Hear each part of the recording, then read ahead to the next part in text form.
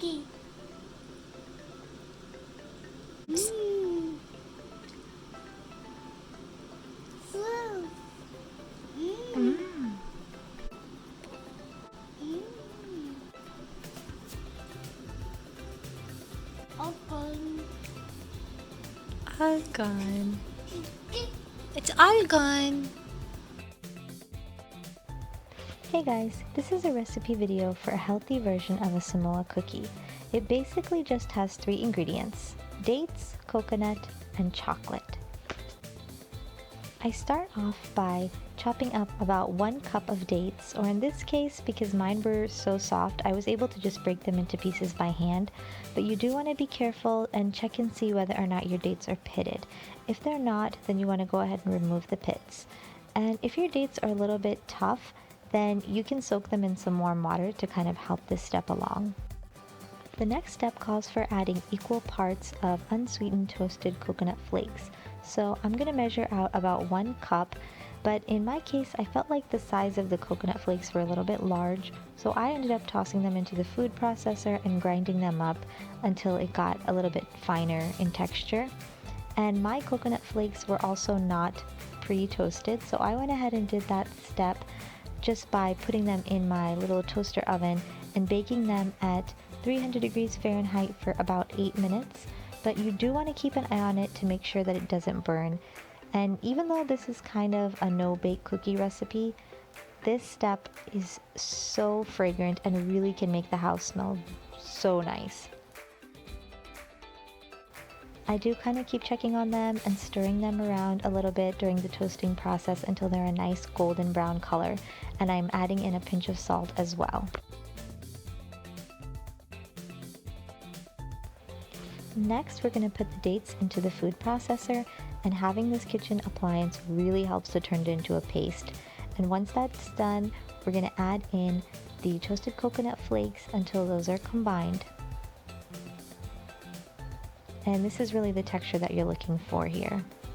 Now, shaping the cookie is the part that I spend the most time on, but you don't have to at all. You can totally make a simple ball or a regular cookie shape that would be much easier and less time consuming, but I personally just love the look of the traditional Samoa cookie with the hole in the middle, so I spend some time forming them into that shape, and I just love presenting them that way.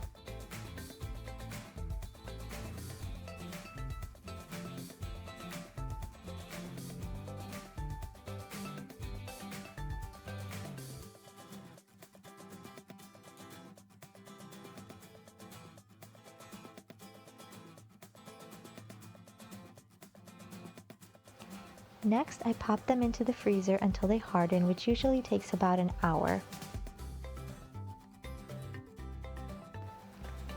Next, I melt some semi-sweet chocolate chips. I just end up using the microwave, but you can totally use a double broiler or whatever method you prefer.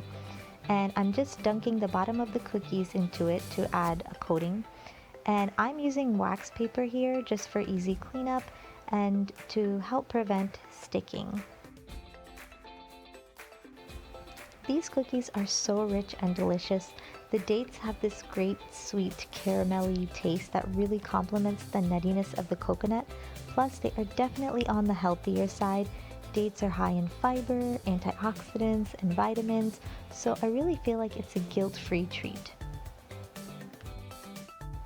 Now, I also drizzle the top with chocolate. To make my chocolate more drizzly, if that's even a word, it should be, but I've tried it with and without this step, and adding a little bit of oil definitely helps to thin out the chocolate a little bit, so it just drips off the spoon more smoothly.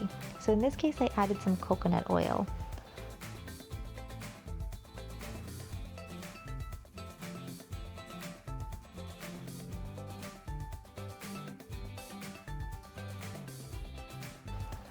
Oh man, I think every recipe should involve a drizzle.